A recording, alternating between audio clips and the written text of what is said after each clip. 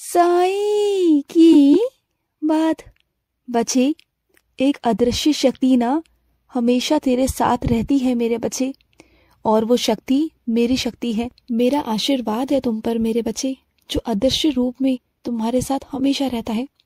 तुमने कभी ध्यान दिया कि तुम्हारे रुकते रुकते काम बन गए, जो बहुत समय से नहीं हो पा रहे थे ना, बहुत सारी चीज़ों में अड़चनें आ रही थी, और वो काम अपने आप बनते चले जाते हैं। बहुत सारे लोग तुम्हारी मदद के लिए आगे अपने आप आ जाते हैं। तुम्हारा कोई भी काम नहीं रुकता, वो इसलिए क्योंकि मैं नहीं रुकने देता।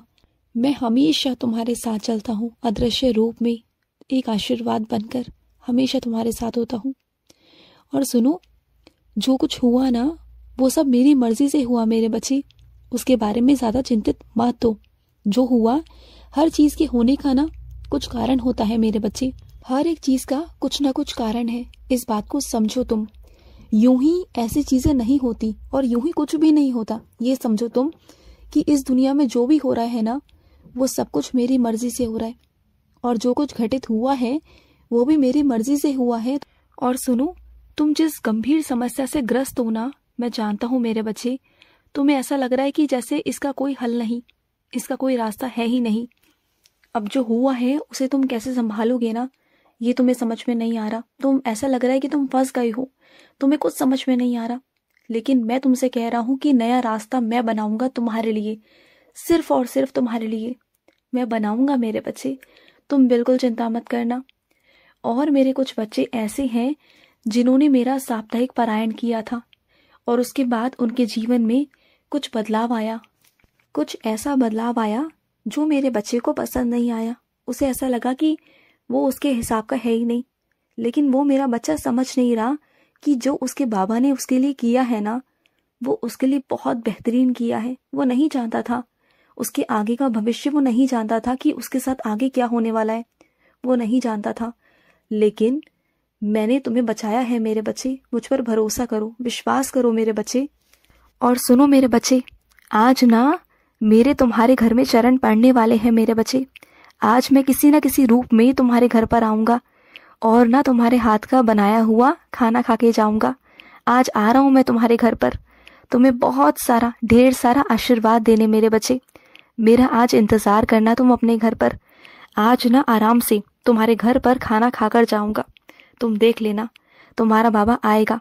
हर रोज़ मुझे बुलाते हो ना कि बाबा खाने पर आओ, बाबा खाना खाओ, तो ठीक है, आज मैं तुम्हारे घर पर आऊँगा, ज़रूर आऊँगा, और खाना भी खाकर जाऊँगा, ठीक है।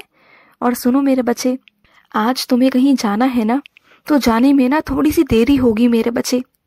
अब ये मत सोचना कि देरी क्यों हो रही है, उसके पीछे भी कारण है मेरे बच्चे। जैसे मैंने कहा ना कि हर एक चीज़ के पीछे कोई ना कोई कारण होता है, तो आज इसके पीछे भी कुछ ना कुछ कारण है। तुम जाओगे वहाँ पर, लेकिन थोड़ी देरी से जाओगे।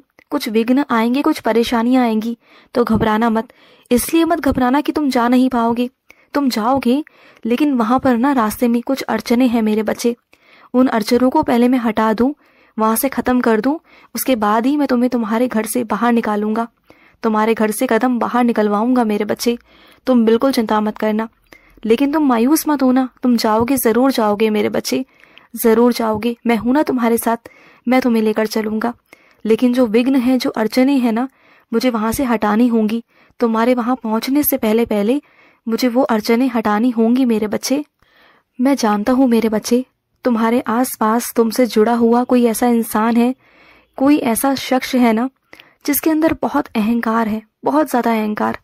जब उसका कोई काम होता है ना, तब वो तुम्हारे पास आकर चालपूसी करने लगता है, और जब उसका कोई काम नहीं होता ना, तब तुमसे ऐसा बर्ताव करता है कि जैसे वो कुछ है ही नहीं, तुम उसके लिए कुछ हो ही नहीं, और इस तरीके से बदतमीजी करता है, अपशब्द कहता है।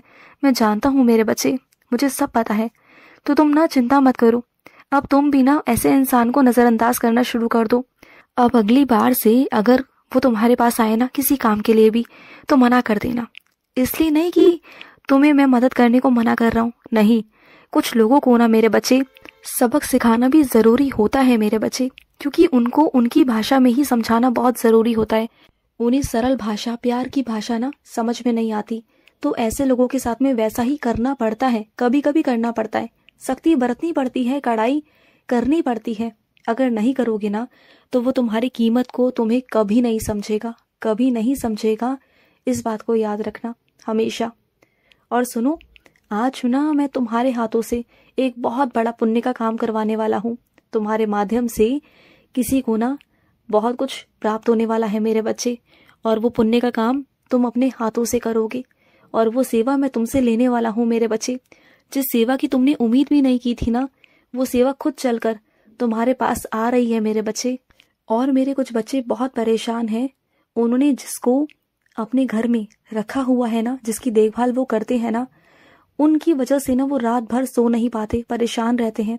क्योंकि जिसका जिम्मा उन्होंने उठाया है ना, ये सोचकर कि वो उनकी सेवा करेंगे, तो अब ना उनसे हो नहीं पा रहा। वो रात भर परेशान हो जाते हैं उनकी वजह से और सो नहीं पाते। उनकी आंखों में हमेशा नींद सी चढ़ी रहती है और वो बहुत परेशान रहते हैं। उनकी नींद छिन गई है ऐसा लगता है उन्हें।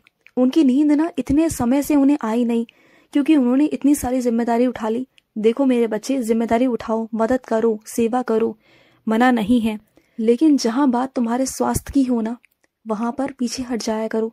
वहां सबसे सर्वोपरि तुम्हारा स्वास्थ्य है। मैं हमेशा कहता हूँ ना कि अगर मेरी पाठ पूजा भी करो ना, अगर उसके बीच में तुम्हारा स्वास्थ्य आए ना, तो तब भी वो सब मत करना, बिल्कुल मत करना।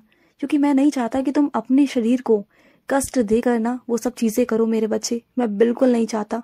और मेरे कुछ बच्चों का सवाल था, उनके मन में हमेशा ये प्रश्न उठ रहा था कि साईं, मैं साईं सा चरित्र कहाँ पर करूं? कमरे में करूं या आपके मंदिर में करूं?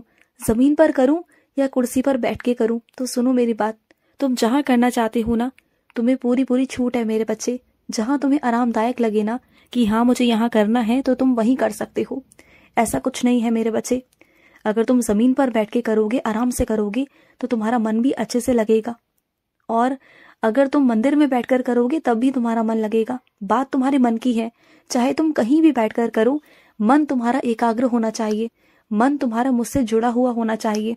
बहुत जल्द ना तुम्हारे पास एक खुशखबरी चलकर आएगी मेरे बच्चे, खुद से चलकर आएगी, तुम देख लेना।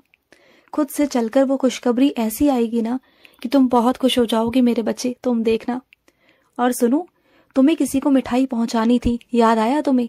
लेकिन तुम पहुंचा नहीं पाए मेरे बच्चे। तुम्हारे मन में था कि उस इंसान को तुम्हें मिठाई पहुंचानी है, उसका मुंह मीठा कराना है, याद आया?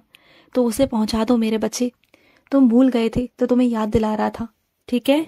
और सुनो, जब तुम्हें खाने में ना ज्यादा मिर्च मसाले मना किए गए हैं, साधारण खाना खाने को बोला है, परहेज करने को बोला है ना, तो तुम क्यों नहीं कर रहे हो? क्यों इतने मसाले वाले खाने खा रहे हो जो तुम्हें नहीं खाना है मेरे बच्चे? बात को समझो। आज तुम्हें मुंह का स्वाद लग रहा है ना, कल को वही तुम्हारे अंदर जहर बन रहा है। इस चीज को समझो मेरे बच्चे, समझो।